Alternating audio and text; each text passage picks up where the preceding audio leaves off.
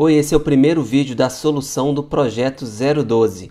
Nesse vídeo eu vou te explicar como eu fiz para resolver esse projeto. Eu ainda não vou te mostrar o código JavaScript, mas eu vou te mostrar o passo a passo e dar várias dicas para você resolver o projeto, caso você ainda não tenha concluído. Veja que essa é a calculadora que já está funcionando. Então eu posso iniciar aqui digitando um valor qualquer.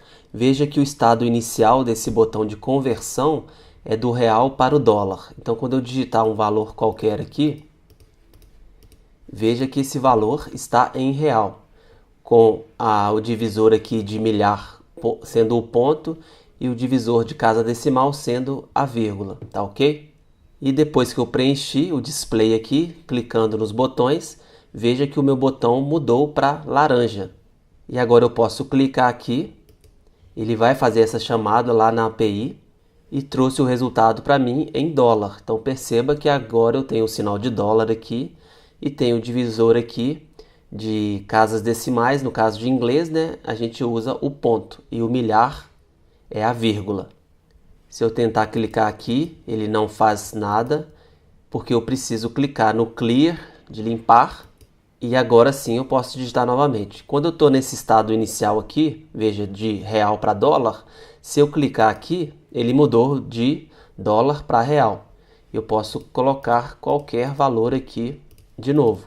Só que perceba que agora o valor está mostrando em dólar. Então tem o sinal de dólar, divisor de casa de milhar, né, a vírgula, e divisor de casa decimal, o ponto. Se eu clicar aqui, que está laranja, vai mudar, né, de dólar para real. Vamos lá clicar e veja que o resultado apareceu em verde aqui, já com o valor em real. Então basicamente a calculadora é essa. Perceba que o meu layout aqui, eu usei grid CSS Layout e ele está bem flexível. Então se eu fechar essa janela aqui, veja que ele aumenta para ocupar o tamanho da tela todinho. Se eu aumentar aqui, ele também vai ficar totalmente elástico.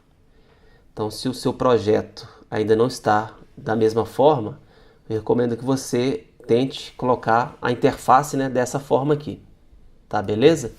Então vou voltar aqui e veja, se eu clicar aqui também, mudando a posição, né, do aplicativo, do celular no caso, veja que ele mudou também. Então é um layout totalmente responsivo.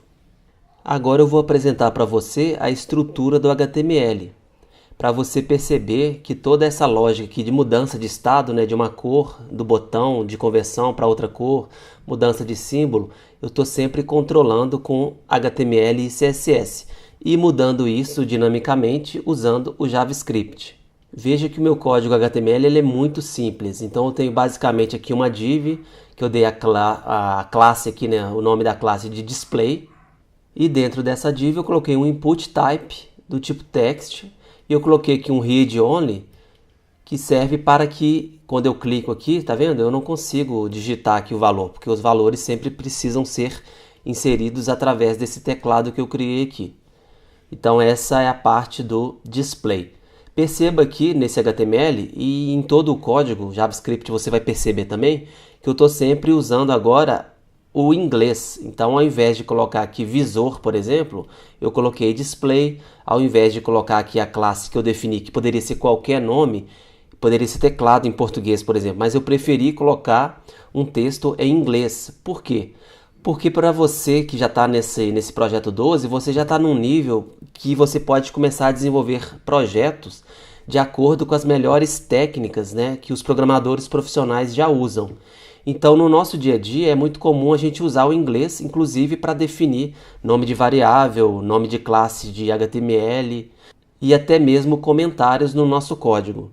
Isso facilita muito porque o seu código pode ser lido, né, e entendido por qualquer programador do mundo, porque o inglês é a língua universal aí dos programadores. Então quando você começar a desenvolver projetos aí, open source, participar, eu indico, né, que você comece a usar sempre o inglês, e também nos projetos aqui do Play Code Makers, eu também vou daqui para frente sempre usar o inglês. Se você não sabe muito bem inglês, não tem problema, que você vai perceber que são palavras bem simples, que você pode usar até o Google Translate, né, caso você não saiba tal palavra, e você traduz lá do português para o inglês e usa aqui no seu código. Tá ok? Com isso, eu quero que você se torne cada vez mais profissional, usando as melhores práticas dos programadores do mundo inteiro.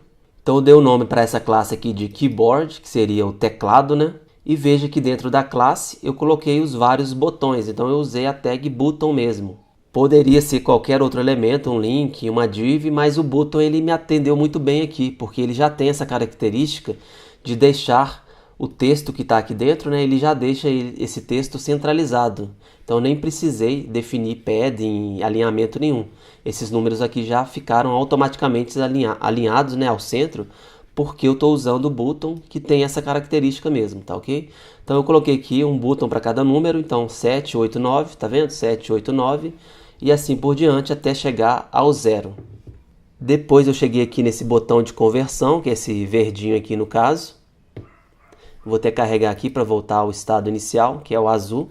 E nesse botão eu coloquei várias classes que eu vou mostrar aqui agora por que dessas classes. Então, novamente, né, eu usei a língua inglesa, então isso aqui poderia, já que eu estou definindo a classe, poderia ser qualquer nome. Poderia ser moeda aqui, conversão, tal. Mas eu defini aqui que será em inglês e eu coloquei aqui currency, que seria moeda, né, em inglês. Coloquei a classe select, que é o estado inicial, que é de selecionar, né? Então ele vai aparecer azulzinho aqui. E coloquei aqui a conversão, que é de dólar, USD, que é o símbolo, né, do dólar, USD, tracinho BRL, que é o símbolo da moeda brasileira. Então se eu mudar isso aqui de BRL para USD, tá vendo? Tá USD tracinho BRL. Eu posso mudar isso aqui para BRL tracinho USD, salvar e perceba que isso aqui vai mudar. De dólar para real, agora vai mudar de real para dólar. Então se eu atualizar aqui, veja que mudou de real para dólar. Então eu estou controlando todo o estado da interface, estou usando as classes CSS, assim como a gente fez no projeto anterior. Então se eu mudar aqui de novo, o USD-BRL, salvar, veja que mudou aqui de novo.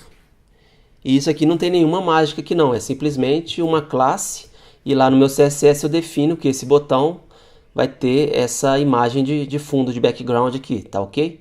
E aqui eu também tenho 3 estados, então eu tenho aqui o estado select, que significa selecionar, né? Então ele está no estado selecionar, quer dizer que ele pode ser clicado para mudar. Então ele tem a cor azul. Eu tenho também o estado que eu chamei de converter, que em inglês é convert, que se eu salvar aqui ele vai ficar laranja.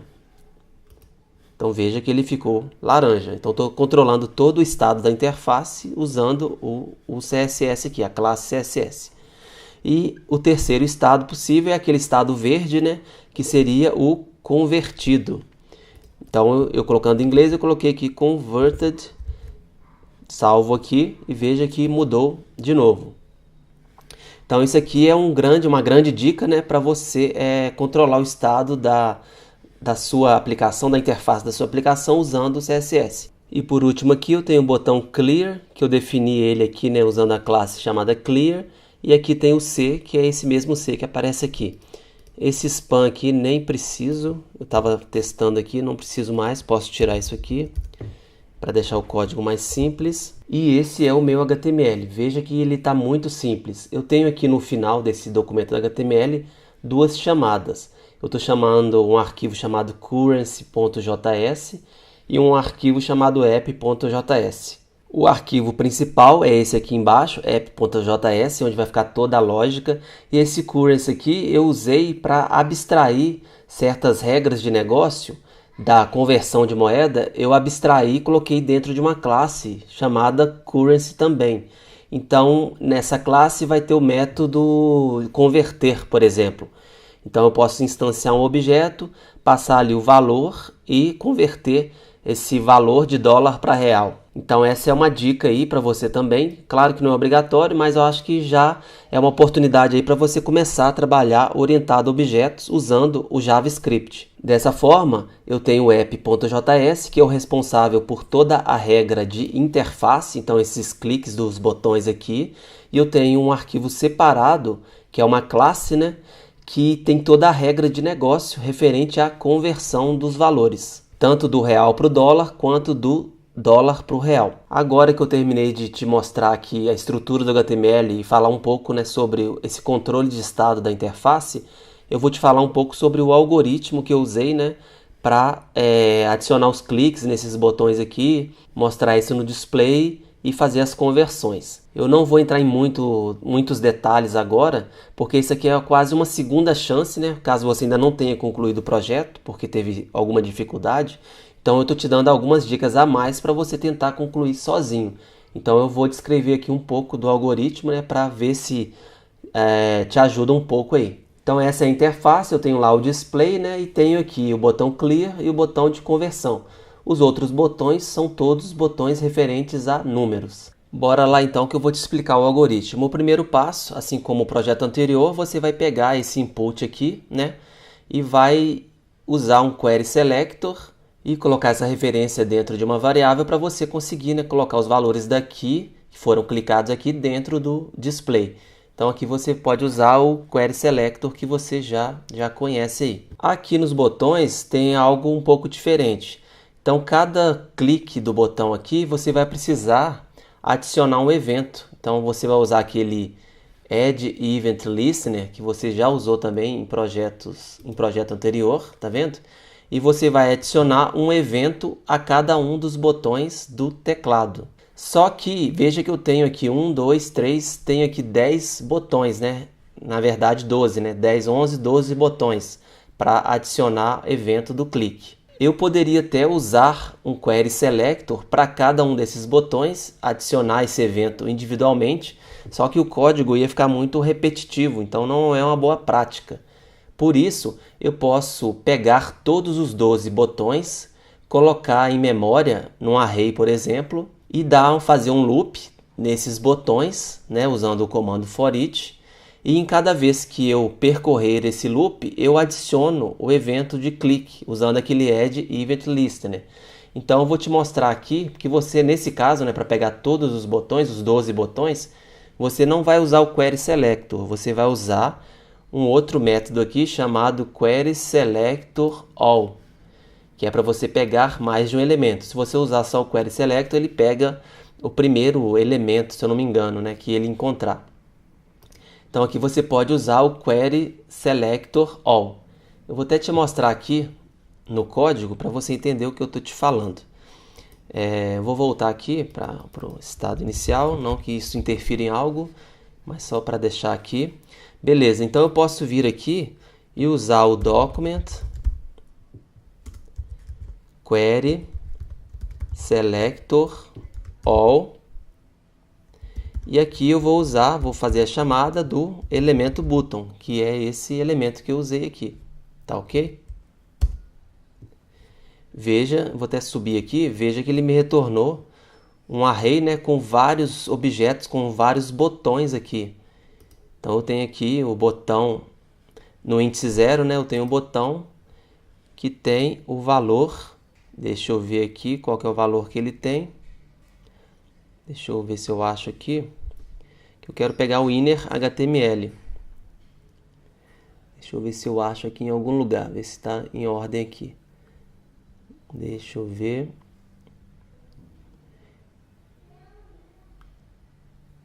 Aqui, ó, o inner HTML, tá vendo? Que é o valor que está dentro do HTML, é o número 7. Que é esse primeiro botão aqui.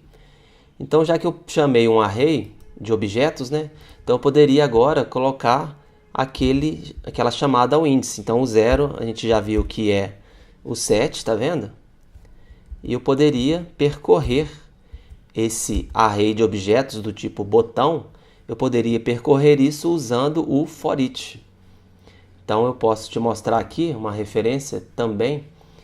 Tem aqui o foreach, que ele já percorre, tá vendo? Ele percorre todos os itens de um array. Tem até alguns exemplos aqui, se você não conseguir, não souber como usar, mas é bem tranquilo, não tem segredo nenhum não. Então você vai percorrer esse array de objetos que está aqui, usando o foreach, né? E em cada loop você vai adicionar um evento. E você vai adicionar a esse evento uma função. E dentro dessa função, aí sim você vai tratar toda a sua regra de interface. Você poderia inclusive passar para dentro dessa função, né, um botão. Quando eu digo botão, o botão inteiro, o objeto, né, igual está aqui, você pode passar isso por referência, né, para dentro dessa função, beleza? Se você não está entendendo muito bem o que eu estou falando aqui, de loop, referência, passar como parâmetro no caso, quer dizer que você não conhece bem os fundamentos da programação. Então eu recomendo que você estude, né, o PlayCode Express, que ele ensina todos os fundamentos. E esse PlayCode Express ele está disponível, né, para você como bônus, né, para você que é aluno do PlayCode Makers. Então depois de 30 dias esse PlayCode Express ele fica desbloqueado e você pode estudar os fundamentos de lógica lá, tá ok? Mas se você já conhece os fundamentos, tudo que eu te falei aqui deve ser tranquilamente entendido, tá ok? Então voltando aqui no algoritmo, então eu dei um loop aqui, né, usando o for each, dentro de todos os botões que eu encontrei usando aquele comando query selector all, e eu vou adicionar uma função, né, ao add event listener, que é aquele método que a gente já usou também. E vamos passar o botão com parâmetro para dentro de uma função. Essa função que vai ter toda a regra de interface. Então eu até coloquei aqui, ó, dentro da função, avalie qual botão foi clicado e execute os comandos correspondentes para levar o resultado ao resultado desejado. E como você pode saber, né, qual botão foi clicado? Simplesmente usando o inner.html, e você também pode usar essas classes aqui, né? Então se você vier aqui, eu vou até colocar aqui, acho que é o 11, que é o último aqui. Veja que é o clear, tá vendo? Ele tem a classe clear. Eu posso usar, então vou colocar aqui ponto class list. Tem até já marcado aqui, classLists.list.contains clear. Então ele está usando esse método aqui para ver se esse botão, né, do índice 11, que está no array, se ele tem a classe chamada clear. Ele vai retornar verdadeiro ou falso. Nesse caso ele retornou verdadeiro. Então se eu mudar o índice aqui para o índice anterior, que é o 10, né? Veja que ele tem que retornar falso, tá vendo? Retornou falso. Porque esse anterior aqui ele não tem a classe clear. Apenas o último índice aqui, que é o 11, que tem a classe clear. O 10, que é o anterior, não tem.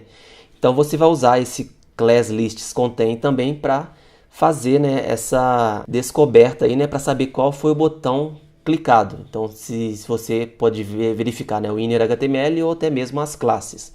Beleza? Então essa aí já é uma grande dica, né? Que eu não vou entrar mais a fundo não, senão eu te entrego, né, totalmente o segredo aí da resolução do projeto.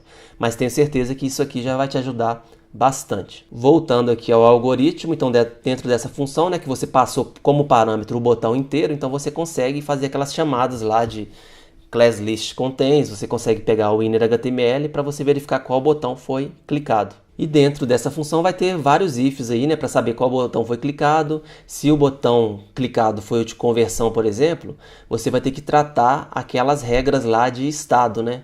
Então pode ter o estado inicial azul, que é selecionar, que é a classe select, né? Se tem a classe select, então você pode usar esse contains select aqui, por exemplo.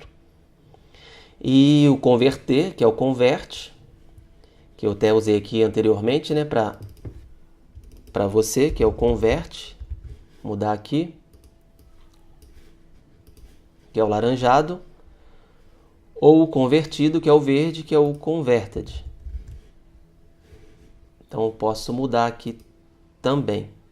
Então veja que o segredo dessa parte, desse tratamento desse botão aqui, você vai usar muito essas classes aqui para controlar esse estado, né? Inclusive o comportamento, né, do botão. Se você vai chamar a função X ou função Y, ou se você vai chamar a API. Então isso tudo vai ser controlado por essas classes aqui. Então eu falei aqui dos 3 botões, né? Ele vai chamar comandos diferentes para cada estado.